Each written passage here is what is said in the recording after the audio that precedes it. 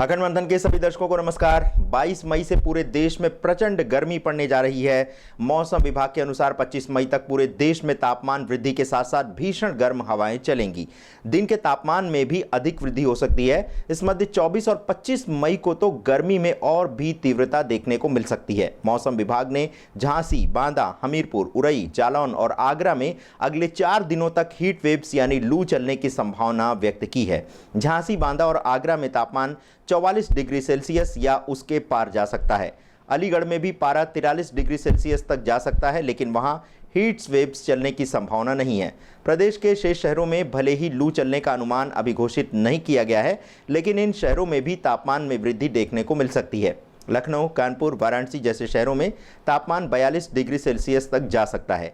गोरखपुर, बरेली, मुरादाबाद और शाहजहांपुर में भी गर्मी चढ़ेगी, लेकिन राहत इतनी है कि अभी के अनुमान के अनुसार इन शहरों में तापमान के 40 डिग्री सेल्सियस तक ही पहुंचने की आशा लग रही है। मेरठ में 25 मई को पारा 41 डिग्री सेल्सियस तक जा सकता है। मौसम विभाग के अनुसार जब किसी शहर का तापमान 40 डिग्री सेल्सियस के पार चला जाता है और जब ये सामान्य से 4.5 डिग्री सेल्सियस अधिक भी होता है तो इसे हीट वेव्स कहते हैं। इस दौरान गर्म तेज हवाएं ज़्यादा मुश्किल बढ़ा सकती हैं। इन्हीं दिनों में राहगीरों को लू लगने की सबसे अधिक संभावना होती है।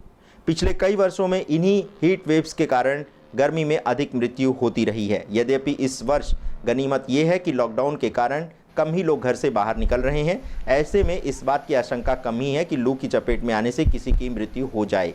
जबकि दिल्ली एनसीआर में शुक्रवार को दिन भर बादल छाए रह सकते हैं। यहाँ 30 से 40 किलोमीटर प्रति घंटे की गति से हवा चल सकती है। अधिकतम तापमान 42 डिग्री और न्यूनतम तापमान 25 डिग्री सेल्सियस रहने का अनुमान है। शुक्रवार को नया पश्चिमी विक्षोभ उत्तर भारत में दस्तक दे सकता है। इसके कारण भी उत्तर भारत के पहाड़ी एवं मैदानी क्षेत्रों में हल्की वर्षा होने की स्थिति बनने के आसार हैं।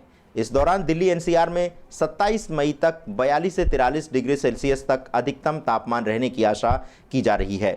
स्काईमेट के अनुसार अगले 24 घंटों के दौरान राजस्थान, मध्य प्रदेश, महाराष्ट्र, गुजरात, तेलंगाना, आंध्र प्रदेश के कुछ और क्षेत्रों पर हीट वेव के असर दिखाई दे सकते हैं। स्काईमेट के अनुसार अगले 24 घंटों के दौरान आंतरिक तमिलनाडु, कर्नाटक के शेष हिस्सों, उप हिमालयी पश्चिम बंगाल, सिक्किम, जम्मू कश्मीर, मुजफ्फराबाद और गिलगित बाल्टिस्तान के कुछ स्थानों पर हल्की वर्षा के आसार दिख रहे हैं।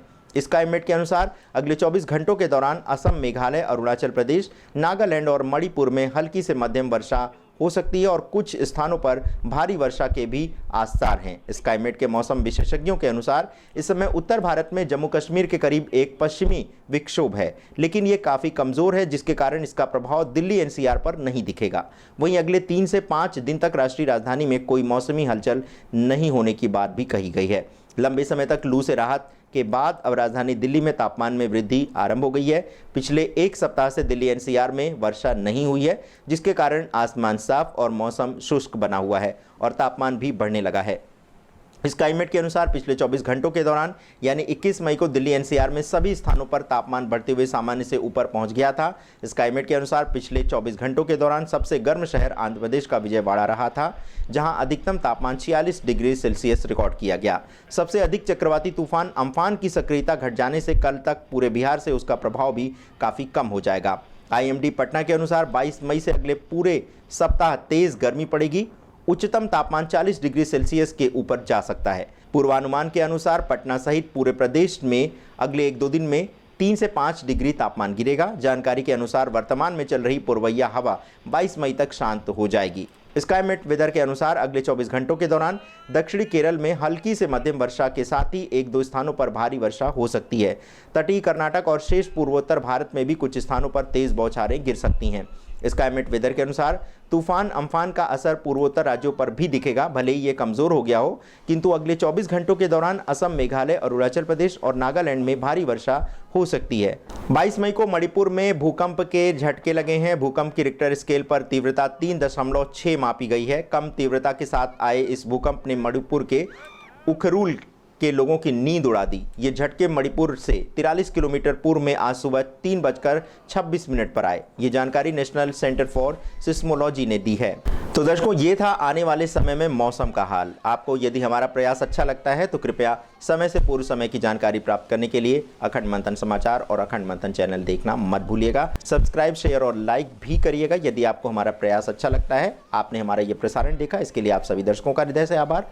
नमस्कार। मिलते हैं एक छोटे से अंतराल के बाद कुछ नए समाचार के साथ।